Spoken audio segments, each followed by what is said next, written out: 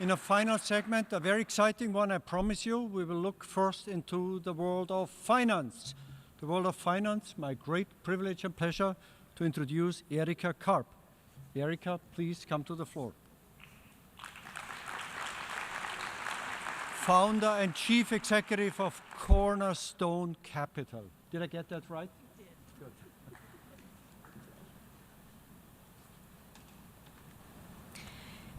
Good. Excellencies, delegates, colleagues of all genders, it is a privilege to address you. William Shakespeare wrote in All's Well That Ends Well that no legacy is so rich as honesty.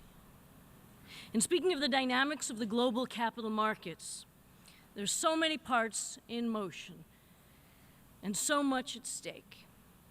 For business to be a force for good, we need honesty regarding the daunting challenges of the 21st century.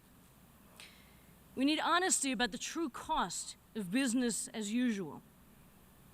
Honesty as we move towards a world of 9 or 10 billion people.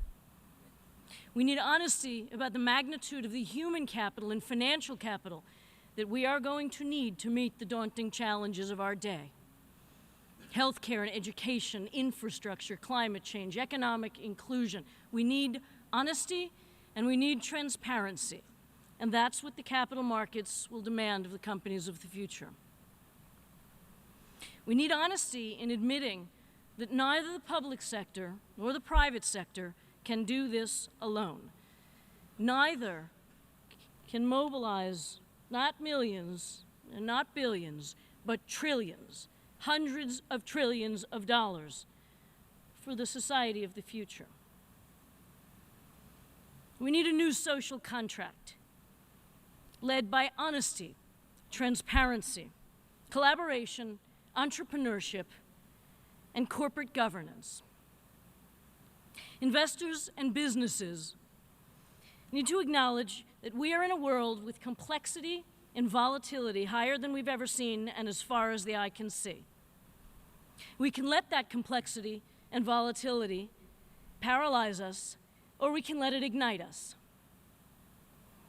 Just as we know that in order to address the realities of climate change, we need technological transformation. To address sustainable development goals, we need business transformation too. We need to transform the companies of the future into creative, productive, entrepreneurial juggernauts. And then we can get the change that we need for the society of the future. We need to spark a powerful wave of innovation that is second to none, like the world has never seen, and then we can do what we need to do. We need the market to send signals to businesses that we need to empower CEOs, boards of directors, and leaders who are true stewards of corporate legacy.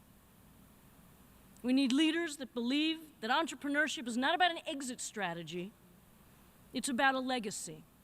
We need a legacy of corporate entrepreneurship. We need corporate entities to be entrepreneurial from the inside and from the outside, large and small companies. That's what we need to drive growth. That's how you turn the economic engine on for the private sector. Not by easy monetary policy, but by capital formation and job creation, and that's how we get to global prosperity. This is why the time is now to embrace the 15 years of the principles of the Global Compact, the work of Georg and his team. Corporate sustainability will simply be called corporate excellence one day. It is the relentless pursuit of material progress towards a more regenerative and inclusive global economy. We need boards of directors that are stewards of corporate legacy. We need investors that are stewards of financial capital. There are a dozen factors converging right now in the dynamics of the capital markets that are making this possible. We have unprecedented regulatory scrutiny. We also have unprecedented transparency, thanks to social media. We have big data that allows us to turn noise into predictive insight. We have all the pieces in motion, the asset owners, the asset managers, the investment banks, the exchanges, the accountants. All the pieces are in motion now. So we need to be honest about who's great at what. The private sector is great at capital formation. The public sector can create an infrastructure that supports corporate excellence.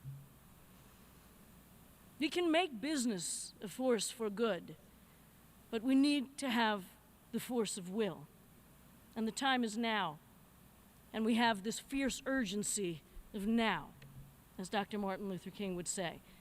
So remember, one other quote from Shakespeare.